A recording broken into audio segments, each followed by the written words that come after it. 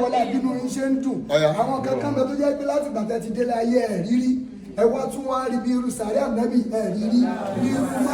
mọ́sálásí ànábì ẹ̀ rírí eléyìí tẹ wá rí ọlọ́wọ́ ọlọ́jọ́ tẹ lóyún ọmọ yẹn tẹ mọ́ tẹ fẹ́ fi bí bọ́yọ̀ ọkùnrin náà àbóbìnrin ni ọmọ yín yẹn náà ọlọ́mọ àṣẹ lọ́mọ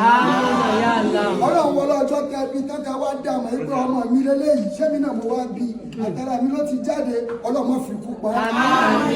ọlọ́run wá wọlé nígbà tó ń náà wá dìde tó wá ń bá yín sọ̀rọ̀ lọ́wọ́ ẹjọ́ jókòó ọlẹ́jù wọn ẹ máa ṣí àlọ́ ọlọ́run wá sí ọjọ́ ẹ máa má bà ẹnu jẹ́ lórí ọmọ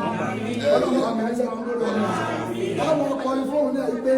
happy birthday to you Allah happy birthday to you ọlájúwọ̀n wá ṣe púpọ̀ láyé happy birthday to you.